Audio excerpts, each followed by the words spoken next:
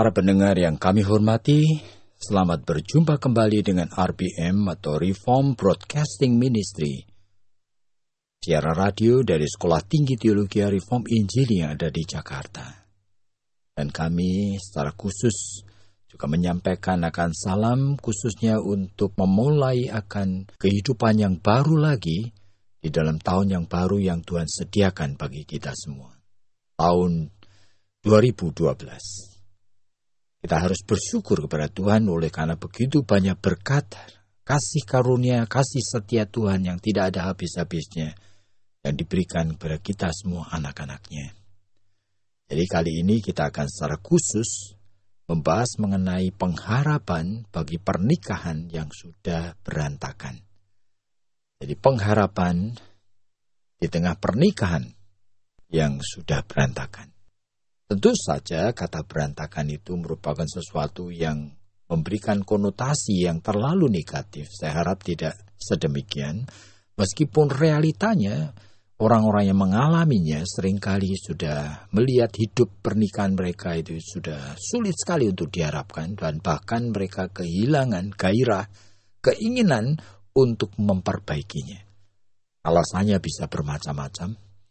Dan sebagian besar disebabkan oleh karena perselingkuhan, oleh karena pengkhianatan cinta, oleh karena cinta yang sudah kering, dan oleh karena konflik-konflik yang berkelanjutan, yang saling melukai, dan dirasakan bahwa hidup ini sebetulnya sudah tidak ingin dilanjutkan bersama dengan orang yang sama. Tapi mari kita bersama-sama bicarakan bagian demi bagian. Dan secara khusus kita harus bersyukur oleh karena di dalam pengalaman pelayanan kami untuk counseling, kami menjumpai ada begitu banyak anak Tuhan yang di tengah kondisi yang buruk di dalam pernikahannya, ternyata mereka itu sebetulnya masih ada titik-titik tertentu yang bisa memberikan suatu pengharapan. Dan kami percaya bahwa Tuhan tidak pernah melepaskan tangan bagi anak-anaknya.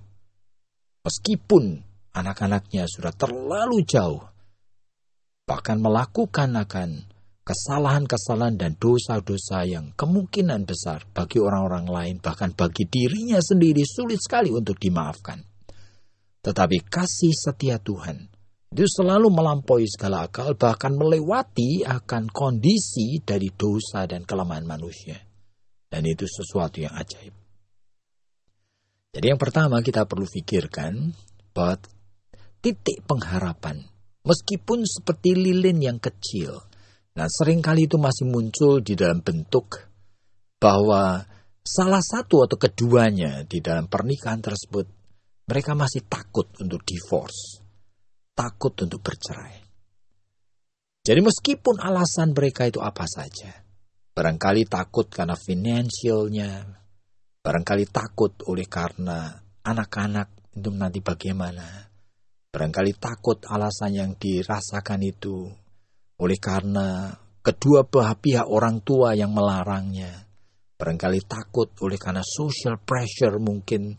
Oleh karena takut kalau sampai lingkungan di gereja dan teman-temannya itu mempunyai pikiran negatif terhadap dirinya dan sebagainya dan sebagainya. Apapun alasannya. Seringkali kita melihat sebagai opportunity, sebagai kesempatan yang tetap memberikan suatu pengharapan. Dan kali ini, yang dia katakan, bahkan mungkin yang dia pikirkan, dia takut untuk divorce. Jadi masih menunda untuk divorce atau bercerai. Jadi dalam Matius pasal yang ke-19, Tuhan Yesus itu mengingatkan kepada kita semua bahwa apa yang disatukan Allah, jangan diceraikan manusia. Seringkali orang tanya, apa maksudnya disatukan Allah? Oleh karena realitanya ada banyak pernikahan sebetulnya itu kemauannya sendiri. Sejak di dalam pacaran, dua orang itu sudah melangkah tanpa melibatkan Tuhan. Kadang-kadang mereka itu bahkan, tanda petik, sudah melangkah terlalu jauh tanpa melibatkan Tuhan sama sekali. Sudah banyak orang yang melarang, banyak orang tua yang ikut campur.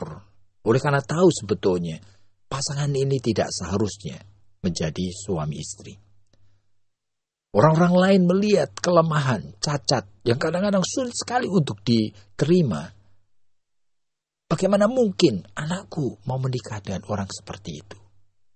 Tetapi kadang-kadang itu banyak pemuda-pemudi yang melangkah oleh karena nekat, oleh karena perasaan bahwa dirinya mampu, tahu, bisa, cukup dewasa, harus mengambil keputusannya sendiri, tidak takut. Nah, langsung diteruskan. Dan kemudian setelah menikah, mereka baru tahu bahwa ternyata kehidupan pernikahan itu lebih banyak menyengsarakan dirinya daripada memberikan kebahagiaan. Tetapi pernikahan itu sudah terjadi. Dan di dalam kondisi seperti itu, kita itu sebagai orang Kristen itu anehnya. Kalaupun yang memilih itu adalah kemauan kita sendiri, dan kalaupun pemilihan kita itu salah, tetap begitu sudah menikah, di hadapan Tuhan disebut apa yang sudah disatukan Allah. Berarti Allah itu meneguhkan yang manusia itu sudah janjikan. Berarti janji di mata Tuhan itu merupakan sesuatu yang sakral. Bagi orang dewasa yang mengucapkan janji, dia harus tepati. Dan itulah yang sebetulnya sudah terjadi. Nah, sehingga kita itu ingat bahwa bagi orang-orang tertentu, hati nuraninya itu tetap berbisik. Kalaupun tidak cocok, kalaupun lebih banyak sengsaranya, mereka masih takut divorce. Iya Pak, sebetulnya persis seperti tadi apa yang Bapak sudah katakan ya, bahwa kalau toh itu pilihan kita sendiri, jadi entah itu suami ataupun istri, pasangan itu adalah pilihan kita sendiri, dan sudah memasuki gerbang pernikahan, artinya sudah diteguhkan di gereja, begitu. Itu berarti bahwa Allah itu sudah meneguhkan apa yang kita sudah janjikan. Nah, bagaimana kalau mereka itu misalnya nih Pak, misalnya mereka tidak menikah di gereja, mereka tidak diteguhkan di gereja, apa lalu kemudian mereka boleh bercerai? Sebetulnya sama saja. Sama saja. Gitu. Di hadapan Tuhan, setiap pernikahan itu sudah termasuk di dalam providensianya, pemeliharaannya, sehingga dianggap dimasukkan sebagai bagian daripada kehendak Tuhan. Itu ajaib sekali. Jadi manusia itu bukan binatang yang hidup itu hanya dari hukum sebab akibat. Tapi manusia adalah makhluk yang bertanggung jawab. Dan oleh karena dia adalah peta dan gambar Allah, segala sesuatu yang manusia janjikan, Tuhan itu teguhkan. Nah, sehingga meskipun pernikahannya tidak diteguhkan di gereja, bagi anak-anak Tuhan harus tahu, bagi orang Kristen harus tahu, bahwa pernikahannya sudah disatukan Allah. Oke. Jadi kalau begitu Pak, kan kita itu seringkali melihat ya, terutama di dalam kasus-kasus konseling begitu. Satu pihak mereka itu takut untuk divorce begitu, atau takut untuk bercerai. Tapi di pihak lain kan kadang-kadang juga sudah tidak kuat begitu loh Pak. Jadi emotionally sudah divorce. Iya. Sebetulnya. Sebetulnya secara emosi itu sudah berpisah. Entah berpisah ranjang, entah berpisah tidak pernah bicara, saling menghukum, saling mendiamkan begitu. Nah bagaimana Pak? Kan banyak orang itu yang lalu kemudian kan berpikir, daripada mempunyai pernikahan yang seperti ini, apakah tidak lebih baik begitu untuk mencari yang lain saja atau yang baru? Makanya sebenarnya pertimbangan khususnya bagi orang-orang Kristen itu tidak boleh fenomenological. Artinya sesuai dengan gejalanya. Nah, kalau sesuai dengan fenomena gejalanya, manusia selalu mencari untung ruginya. Ngapain diteruskan kalau ternyata itu sudah terus merugikan? Kan begitu. Jadi manusia cari, tapi kita itu bukan fenomenological, tetapi kita theological. Itu artinya ya sesuai dengan prinsip pandangan teologi, yaitu pertanggungjawaban iman kepada Allah. Nah, pertanggungjawaban iman kepada Allah tidak bisa bergantung perasaan dan pikiran sendiri, tapi harus bergantung pada kebenaran firman Allah. Oke. Jadi kalau begitu Pak, sebetulnya itu janji di dalam pernikahan itu sebetulnya sangat-sangat sekali di mata Tuhan itu menjadi satu daging, itu tidak sembarangan begitu ya Pak ya? Oh iya, karena itu bukan cuma janji di hadapan manusia, bukan janji antara mereka berdua, tapi janji di hadapan Allah yang hidup. Bayangkan kalau kita itu janji di hadapan seorang raja aja. Waduh, itu mempunyai sesuatu kekuatan yang begitu besar untuk kita menepatinya. Entah rasa takut, entah rasa hormat, apalagi kalau kita tahu kita berjanji di hadapan Allah yang hidup. Tapi masalahnya kan seringkali begini Pak. Mereka seringkali berpikir gitu, ini anak-anak masih kecil begitu ya, 3 tahun misalnya dengan 1 tahun. Dan toh saya ini kan masih muda begitu misalnya.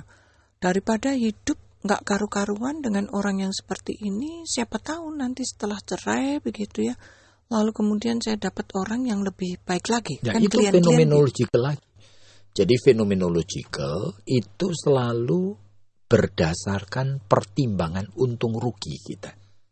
Tapi persoalannya tidak demikian. Jadi kita kembali kepada poin yang pertama. Sebetulnya ini masih apapun juga alasannya,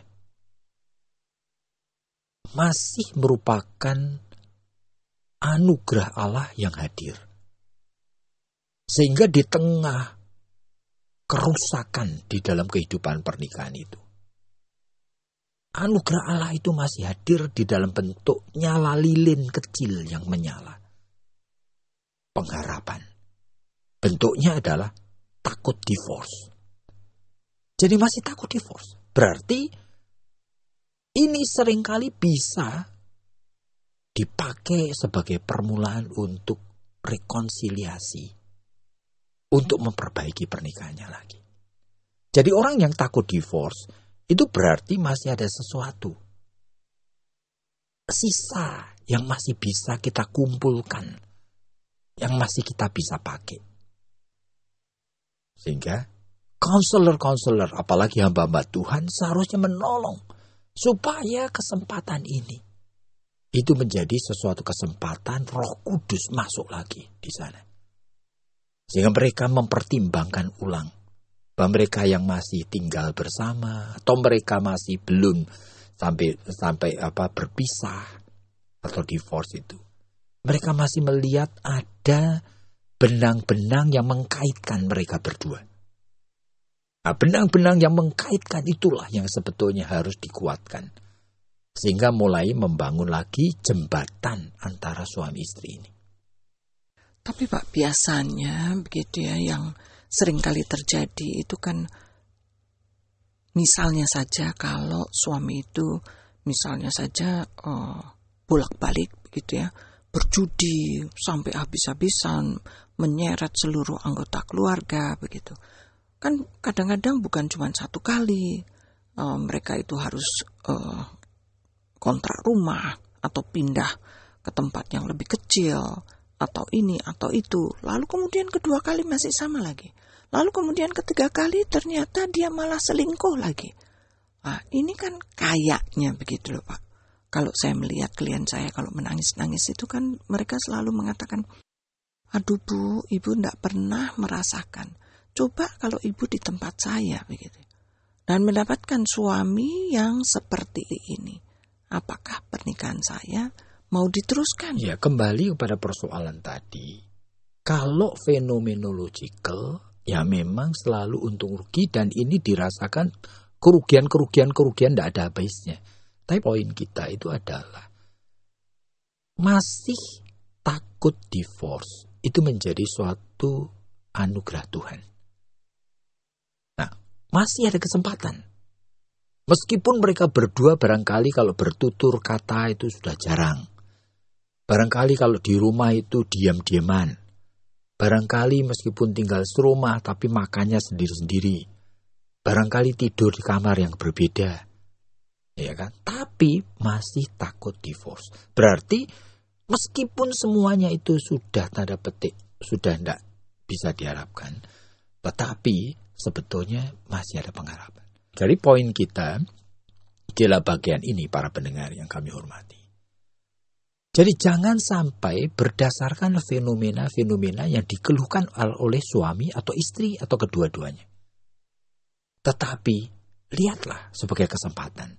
Jika sebagai konselor, sebagai hamba Tuhan, doakanlah dengan suatu keyakinan iman yang mulainya daripada suatu pengakuan. Tuhan masih beranugerah. Bahwa orang ini masih belum divorce. Nah, sehingga masih ada pengharapan.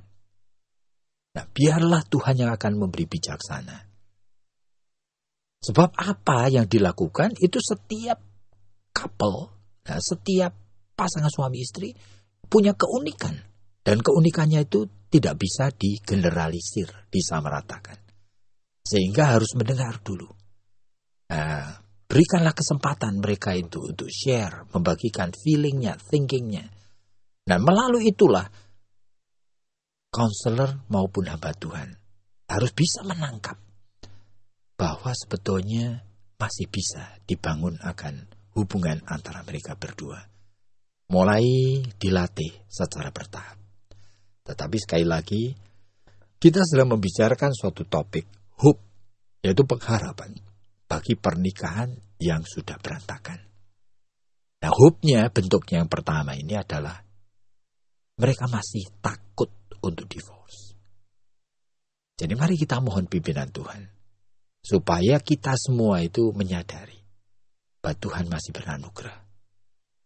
Bahwa pernikahan ini masih bisa diselamatkan. Meskipun rasanya sulit sekali. Nah, jikalau ada di antara Anda yang mulai menyadari betapa kita itu hidup dalam dunia yang seperti ini. Dan ingin bersama dengan kami untuk mempersiapkan diri menjadi konselor dan sebagainya. Kami ada ujian masuk di STTRII yang melatih professional counselor. Program S2 ini. Nah, silakan untuk hubungin kami di dalam tes masuk pada bulan Januari atau bulan Mei atau Juli.